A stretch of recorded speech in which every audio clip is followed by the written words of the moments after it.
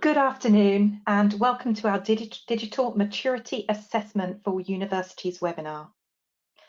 Before we start, I just have some small housekeeping points to mention.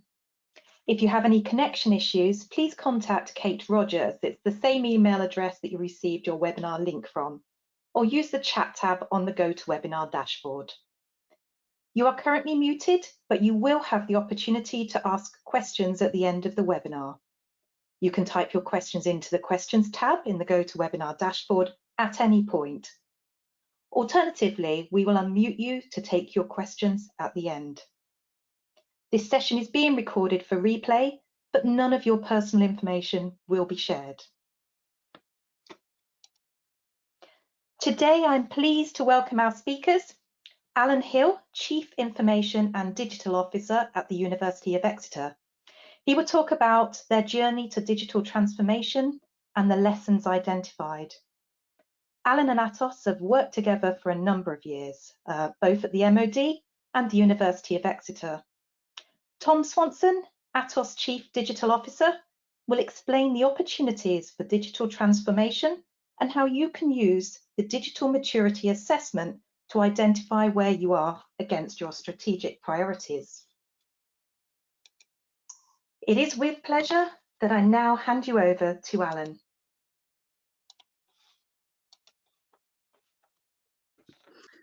Great, so let's make sure we're up and running. And thanks for the opportunity. It's a chance for me to tell you about our story at Exeter and what digital transformation is about. I want to cover these topics here. What you do before you start, how do you start, and what you then do, the success factors around that, what you should be looking for, and then the lessons identified. And I think above everything else, okay, this is not a trivial pursuit. It's big, it's complex, and it's expensive as well. And as an outline, I don't think you can do it with probably the level of expertise and staff that you would have at this stage if you haven't already started down this journey. Those are the headline figures. That's the sort of the worrying side, but actually there's a really strong positive message around this. So this is the before you start bit. Before you start on a digital transformation journey, I think these are some important facts. Not everybody believes you need a digital transformation. I thought it was self-evident, but actually that is not the case for many people. And I think that reflection means you need to approach things in a different way. And one of those things is that it's not all about technology. In fact, probably the technology is the slightly easier part of it. It's the culture and it's the business thinking that forms that digital transformation. And how do you define digital? There are thousands of definitions. What I've actually used is, in a very simplistic form, is if it faces the user, I've kind of called it digital. And if it's back office, I've called it IT. And I've used the Amazon online shopping experience as the example where that is clearly the app or the web page facing the user. It's a very slick digital experience. Nobody worries anything about how Amazon connects to the stock to check the stock is in place, or goes back and check that, you know, last time you bought a book, here's some other books you might like. Or about checking your bank card is valid, that you got your money, your address, and all that. Nobody thinks about the back office stuff. It's a super slick digital experience. So I've kind of used that. Now, immediately, you'll be able to pick flaws in that. But actually, when it comes to doing business cases and getting people to understand, a really simple way of explaining what digital is useful. And having got senior leadership buy-in from that, you cannot always assume that that will stay there. You have to continually keep working it. And this thing about cost, I did some costings on it. I thought it would cost a certain amount, and it actually, what we realistically have costed now is much, much more expensive, magnitudes greater, because once the ball starts rolling and people get the ideas, they can then want more and more. So that's before you even start doing it, okay? So let's talk about how you begin.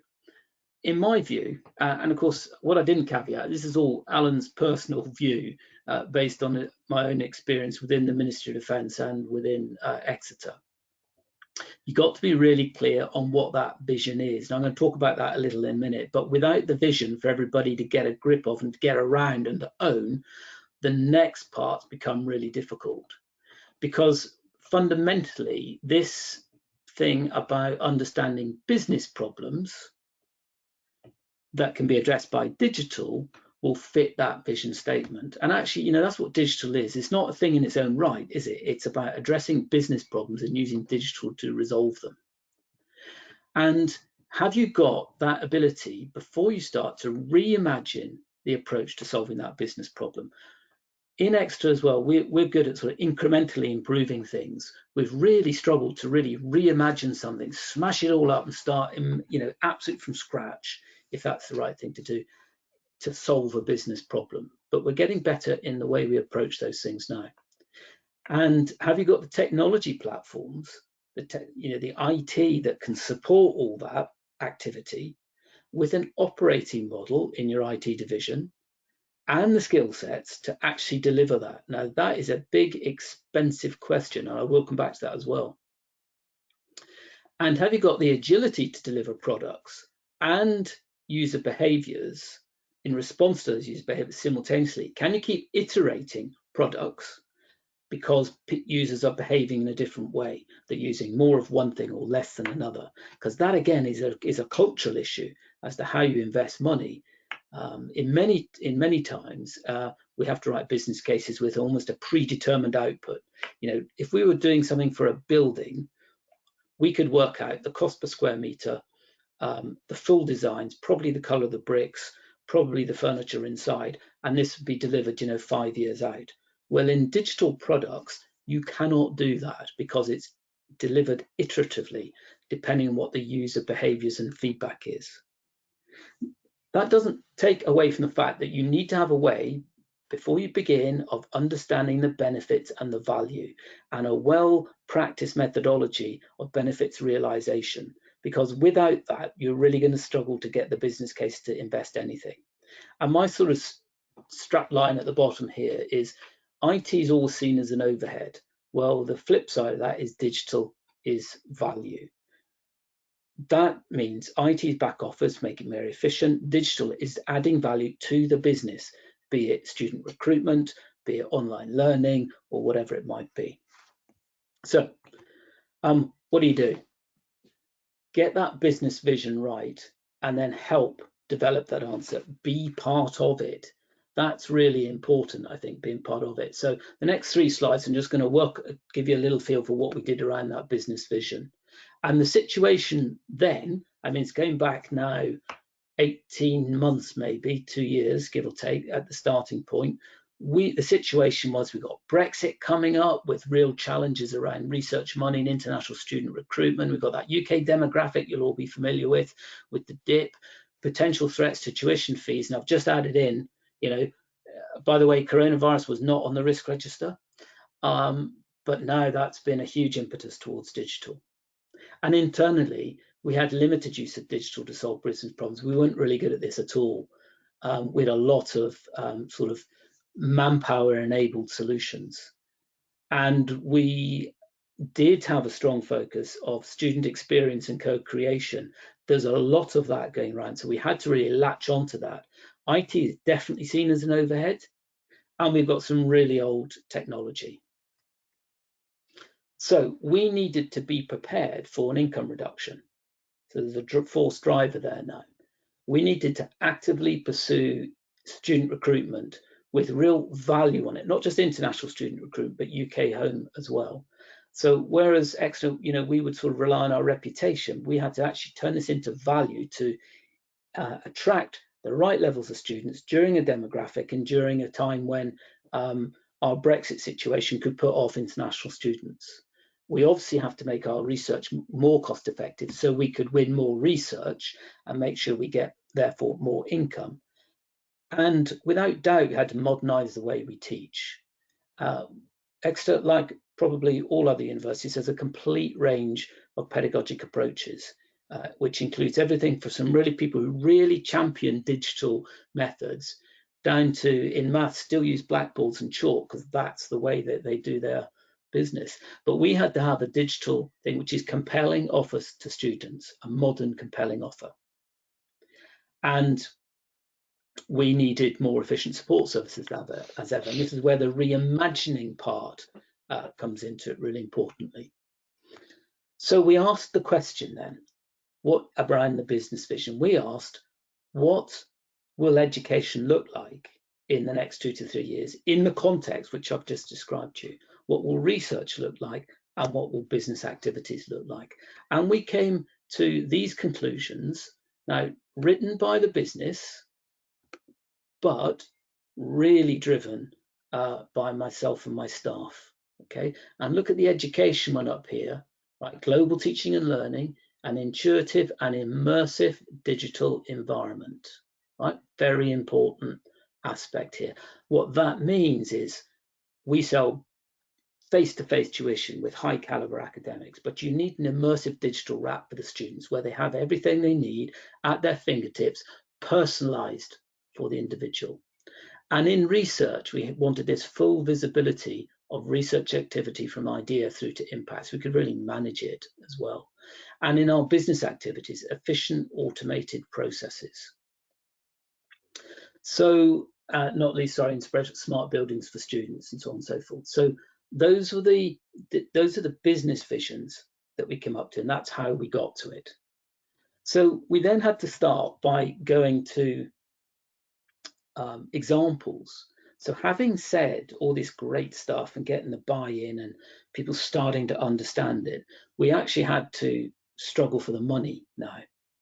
And we felt the way to do this is start small, get some powerful examples moving with the support around them, and start to demonstrate, because going right back to one of those points I said earlier, is not everybody gets what digital is.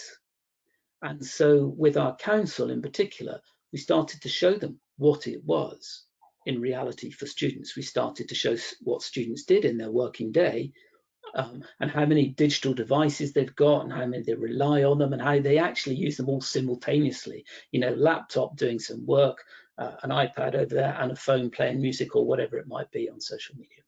So start small and start building, and then scale up the business problem solutions. And at that time, you need to be securing the funding, which is a huge challenge because you need to have an understanding of what that might be. And we were able to gain a capital envelope, so up to X million pounds to spend on these digital things, which would create these general outcomes.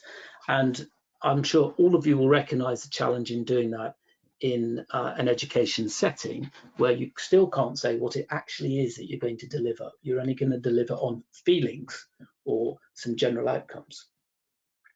And then we looked at our technology platforms in particular as well, and our operating models and our skill sets. And we went to the IT modernisation aspects of it. I'm not sure I gave this enough attention. I knew we had a lot of work to do, and I would like to have started this before the digital, but the context which I described to you was a burning platform for us. So please do not underestimate any of the areas of your IT estate, in particular your legacy systems, which will be very difficult to either modernize or connect to new digital applications. We've all got to sweat the current investments, so that will then drive certain decisions that you can make around digital. You really need to understand your risk. For us, it is a research data storage and our backup and disaster recovery. So it doesn't matter how many nice digital toys we produce, if they go down, nobody's going to be impressed with that. And actually, every single time, you know, I'd be going in, I do remember a key time when we'd be going in asking for a large chunk of money, but we'd have problems with the website. And of course, people naturally say, well, what confidence are you going to get to deliver all this digital stuff if you can't make the basics work? That's a constant challenge. You need to focus on this. And you need to be ready for this hybrid cloud approach as well, because it needs to be scalable.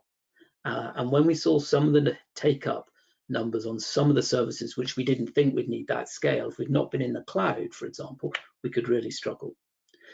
And absolutely security. When you do your digital transformation, you digitize so much more, the security becomes actually, to a degree, much more complex as well. So don't take your eye off that one. So having got a grip now of IT modernisation, get a program running to keep it up to date with the stuff that needs to be done to support digital, and then you can move on to think about digital products and culture. Now, this is my only pedagogic or academic input here. Digital transformation equals products plus the digital maturity of the organisation or the culture of the organisation. We started doing some products first to help people understand. Now we're also focusing on this digital maturity to try and get the sum total of digital transformation. Now, the picture I'm showing you here, I hope you can see it okay, is from the Government Digital Services. And if you search on 7 lenses, Government Digital Services, it will be, you'll find it. And just take a look here. This is about a maturity view on the organisation. Okay, and we decided that we would just use this because it's recognised by the government, and we estimated we were down in these yellow blocks here.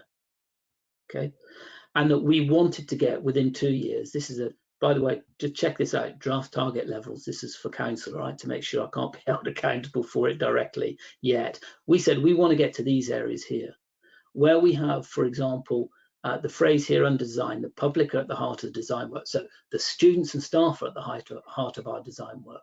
Outcomes for different changes across the organisation are aligned. It's clear how to bridge the gap between the current and future states. That's a really cool state to be in. So we use all of these, and then we break it down as to how we would get, what was our plan to get from 2 to 5 here. And you can see this example that we've just given.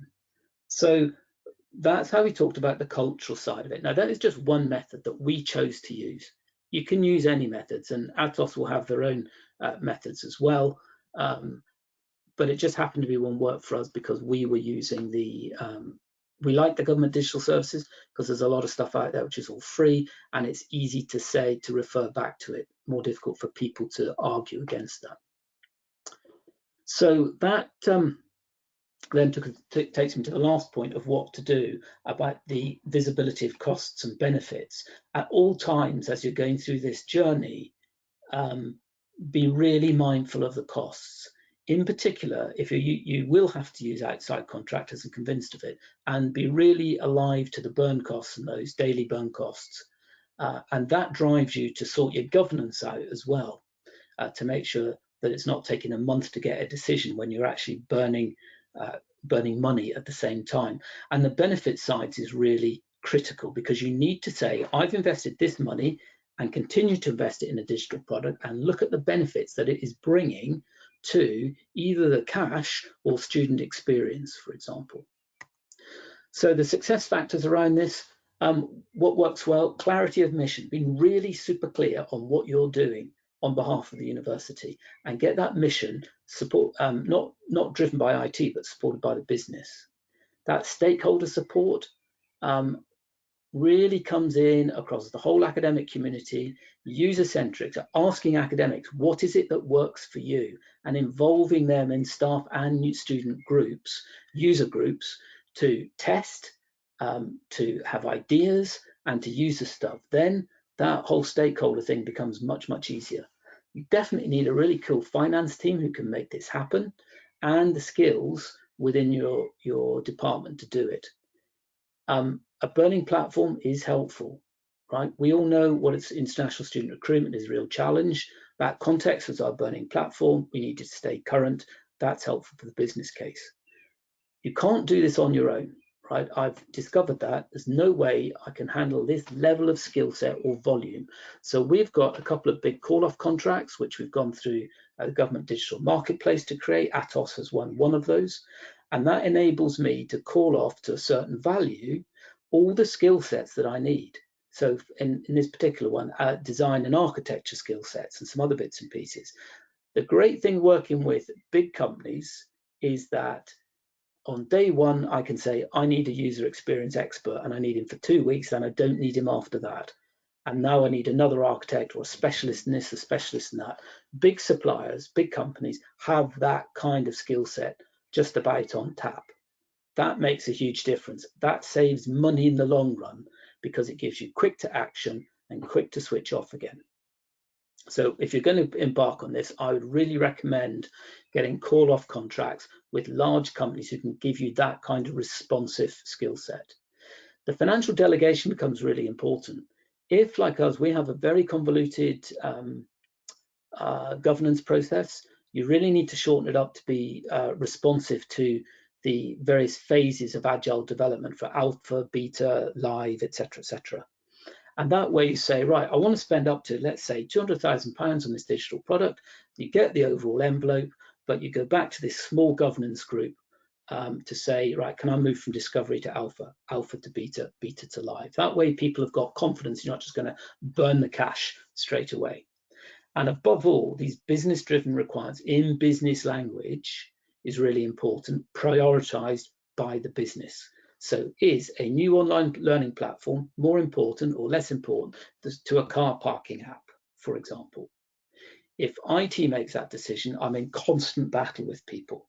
However, if the education experts prioritize all the education requirements and the research makes all the research prioritization requirements, they all come together in one meeting led by the registrar and the provost, where we look at the total prioritization, draw a red line on what we cannot afford, and that's what we deliver.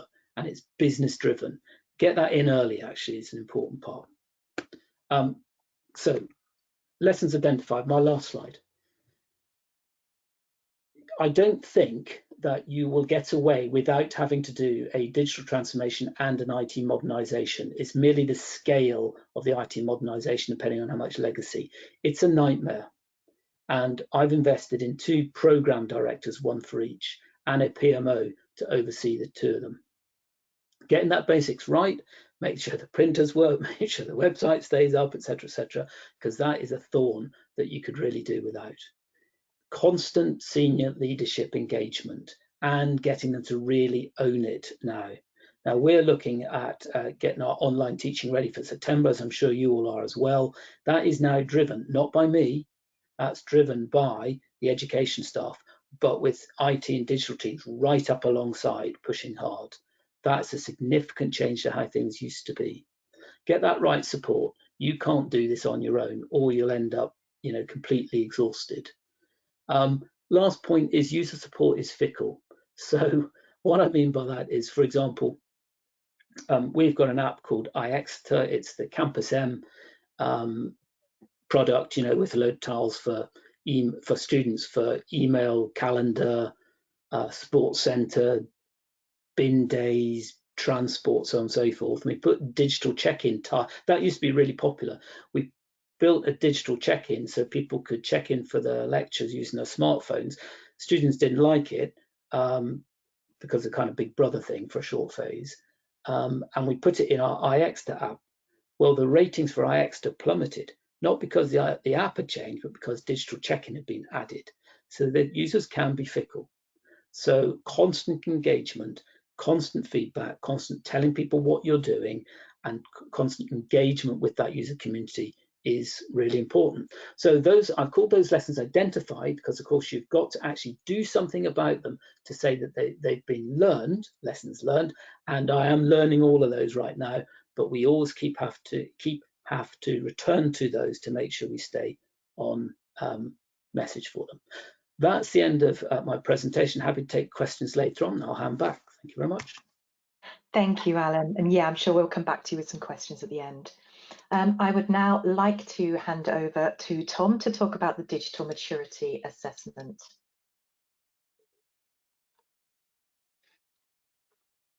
Hi everyone. I think Alan's done a fantastic job just explaining the specific journey that he's going through with Exeter. And I think there's some real pragmatic insights around how to go about that.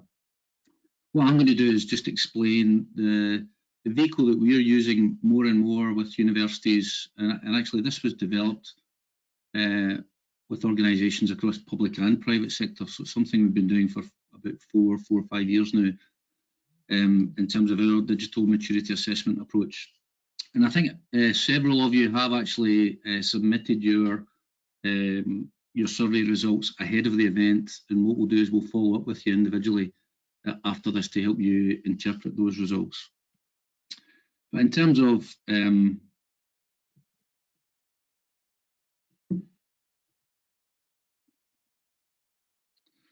I think first and foremost, the key thing is that there is digital strategy for digital strategy's sake is the wrong answer.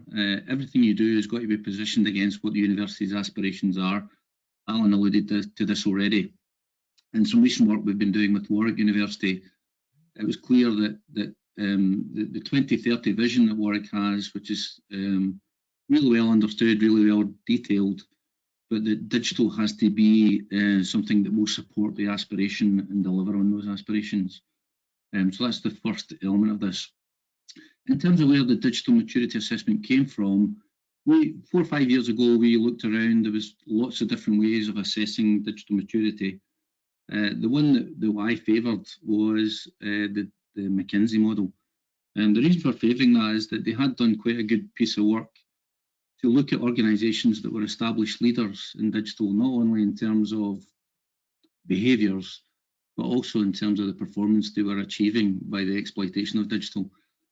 And by taking those established leaders and deconstructing the ways that they were being effective, McKinsey came up with a digital maturity model, which we've now evolved and tailored. And we tailor it for specific industries and specific contexts. And we've added some elements that are more execution focused. So the model itself has 4 main dimensions. There's a strategic aspect to it, and Alan touched on some of that. And then culturally, it's more about some of the behavioural aspects and the organisation's ability to be agile and to move with speed and to focus on the experiential aspects. Organisational aspect is more around making sure that the roles and responsibilities, that digital is baked into people's roles and responsibilities, and it's not an add-on, but also that some of the measures of success are aligned to exploiting digital to meet the overall business aims. And not insignificantly there, Alan mentioned several times the need for investment, and it's important that the governance investment aspects are also strengthened to make sure that digital can actually be leveraged to make the organisation's aspirations achievable. And last but not least is a range of capabilities. And again, we've tuned this with my colleagues from the education team. And we've now, I think, done 5 or 6 of these, but we tuned this model to make it appropriate for the educational arena. And the way we operate this is it's very much a facilitated self-assessment. It allows the organisation to self-assess where they are.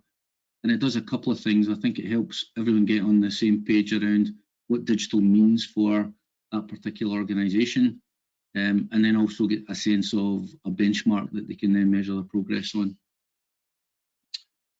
The outcomes of it, you get several aspects to the outcomes from that self-assessment. Where there's consensus around strengths, that doesn't mean that the organisation rests on its laurels by any means. So in this example, customer experience was quite a strong aspect of the organisation's digital capabilities, but it was recognised that that could be exploited even further. So consensus around strengths is useful, but it might be that you'd want to leverage these strengths even more.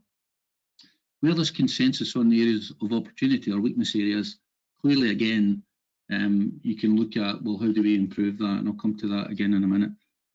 The other thing that's interesting though is when you do see a spread in the results, and usually there's kind of 2 reasons why you see a spread in the results. The first one might be that there are pockets of success. So one university we worked with recently actually had some really good work going on from an agile development point of view, but it very much was a pocket of activity and it was being very successful.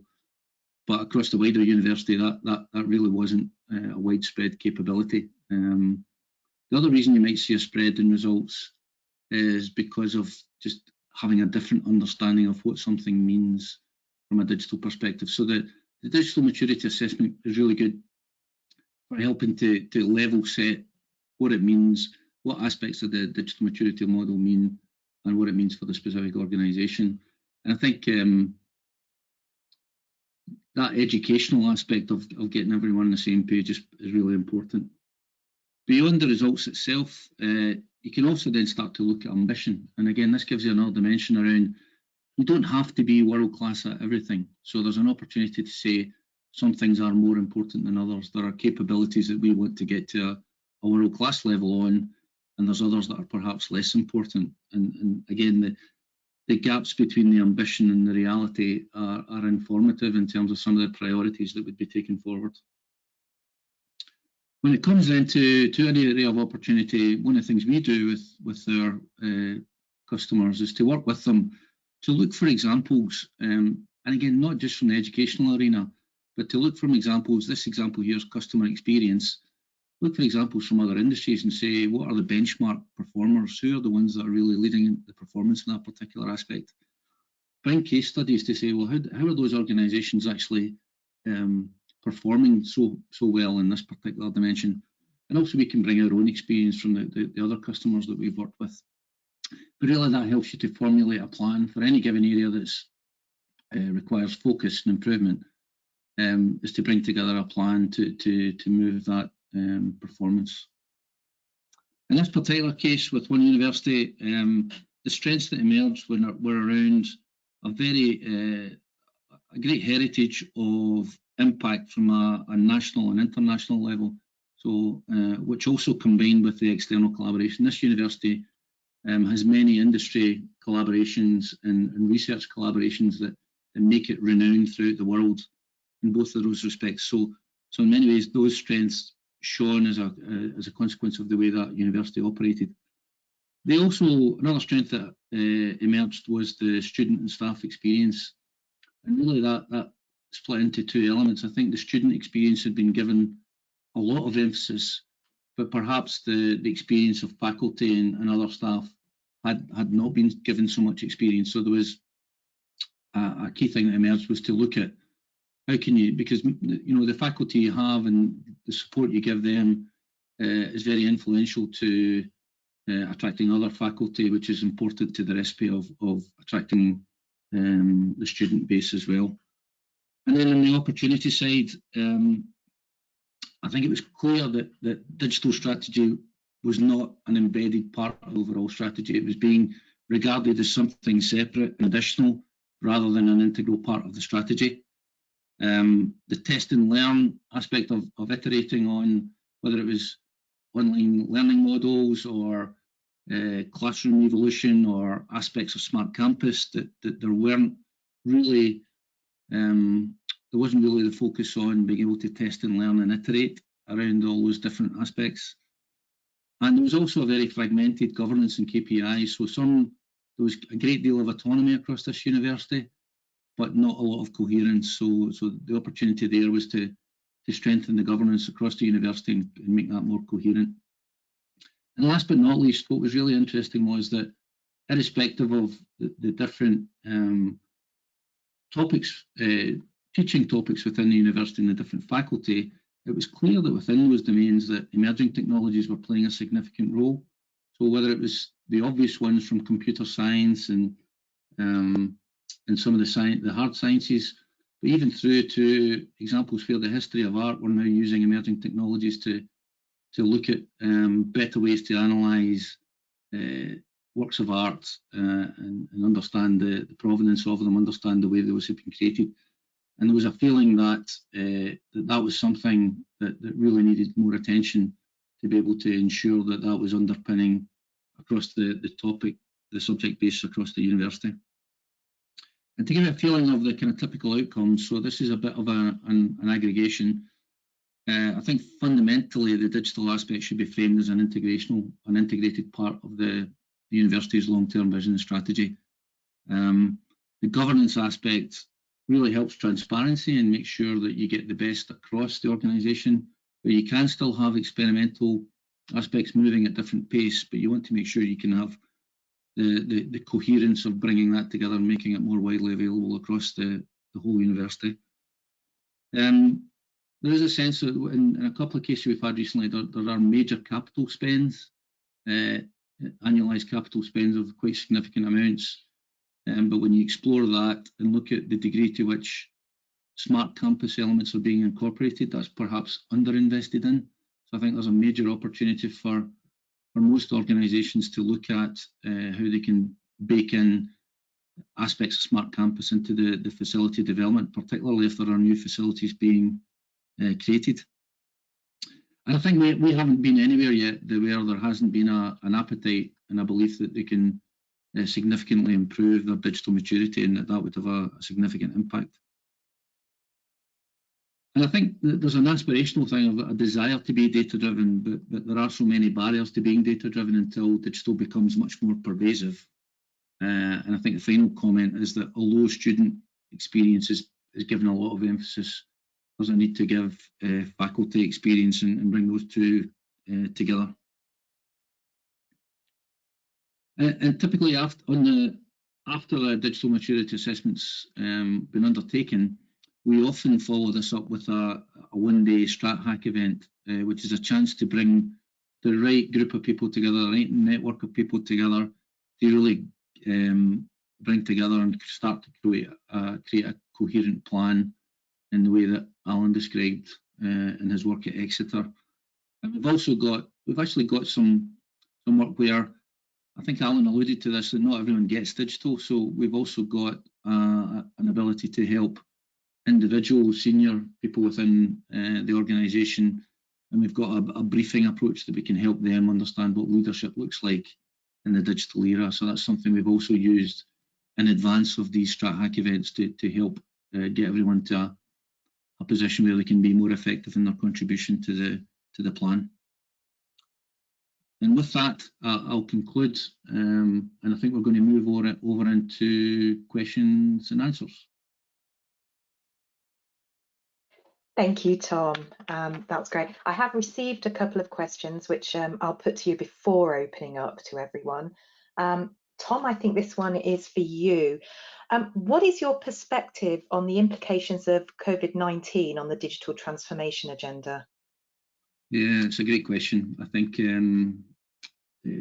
talking with several senior CDOs and senior execs, I think in overall terms, although everyone's clearly concerned about the impact of COVID-19 from a human and economic impact, there is an aspect of saying, well, some of the things that might have taken years to get done might actually have to happen almost as an imperative. So some of the shifts to online learning, the exam management aspect that Alan mentioned.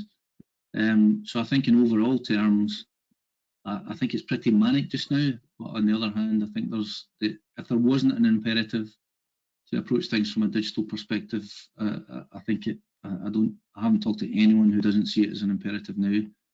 So I think the necessity and the imperative is there. Actually, I wouldn't mind Alan commenting on that as well, whether that's his perspective on things, but that's certainly what I'm hearing.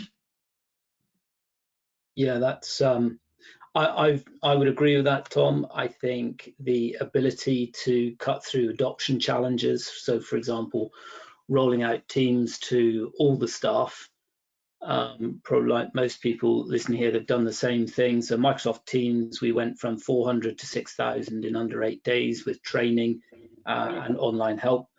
That could have taken us 2 years. So there's opportunity in it as well.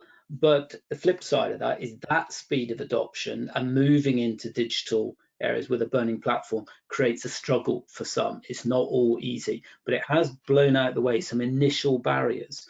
However, here's the drop side of this. What I'd kind of described, and certainly what Tom was describing there, was a sort of a very steady, measured approach to digital transformation. If you suddenly pull some stuff out of that program, drive it forward and do it instantaneously because of the COVID-19 situation, what I'm not clear about, how's that going to impact further down the line? So, for example, finance implications now. I've just ripped out a whole load of stuff from the program, brought it forward. I've now got to reprofile in an environment where we're all planning on significantly reduced incomes. And how long, therefore, will that sort of willingness to adopt new digital solutions because there's an emergency, how long will it last?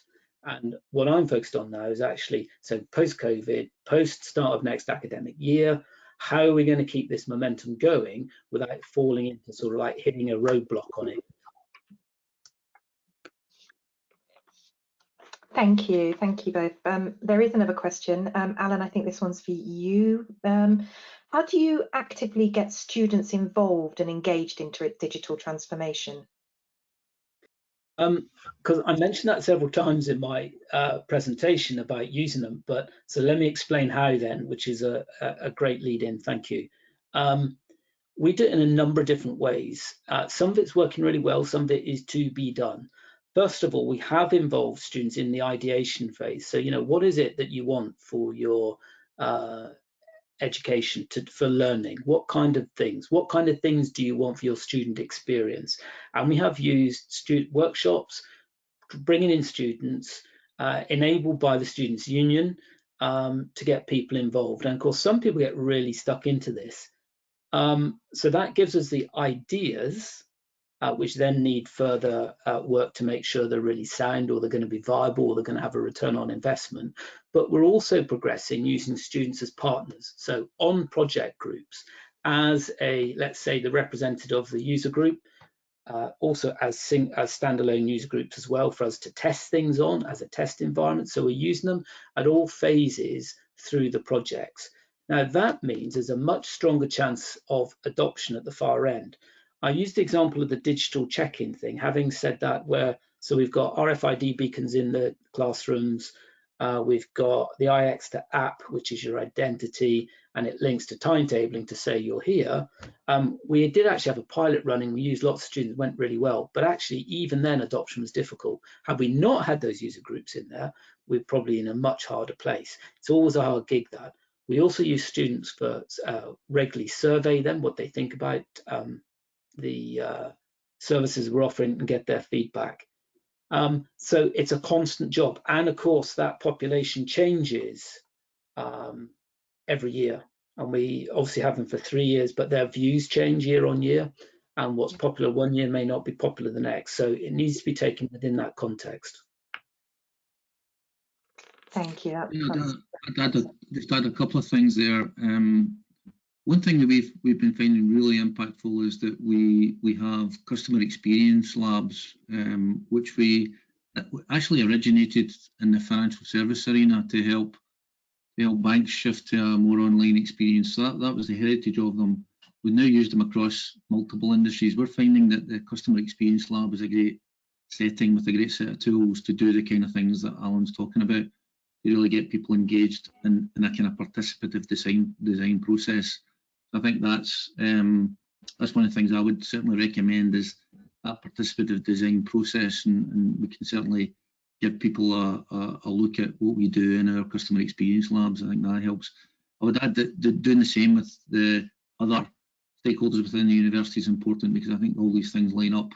And the last thing that's come out recently actually is very interesting, is to take a much longer view on students who become alumni. So and actually looking at the experience beyond the experience of that 3 years that Alan mentioned, and thinking longer term about how you can actually engage the alumni groups beyond the time that they're actually, physically at the university.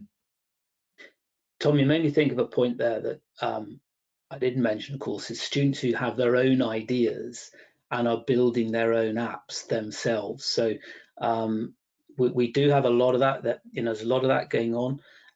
We haven't yet taken a student self-created idea that they were built and then mainstreamed it, but we have helped a number of those as well. So that we may get to that position where they are building apps anyway as a pastime, as a group, almost as a private entity, and then take them on board as well. Yeah, that's a great point. And one of the things we've been doing, again, primarily in the financial service arena initially, was that for some of the challenger banks, is that even if you don't get to the stage where you're supporting their individual apps, they get to influence the pipeline. We found that as a fantastic way to engage people around, that the students themselves get to influence what features and functionality are developed next, etc. So that could play a part. Any Thank other you. questions coming in? I've had no other questions come in, and we are actually at the time, so it may be we can open up for any verbal questions. You Sure. will be able to unmute yourself to ask a question.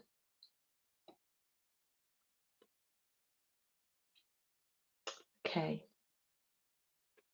The only thing then, if there's no other questions, what I would say is that I think there are several of the participants have completed the DMA, and so if we could follow up and we can go through a debrief on those and just talk through their perspectives on their own institutions' results. I'm certainly happy to do that with my colleagues. That's great. Thank you, Tom. Okay, well, if there are no other questions, we thank you for your time today. A recording of this webinar will be available tomorrow morning. And as Tom said, we will follow up with all digital maturity assessments individually. Thank you. Thanks, everyone.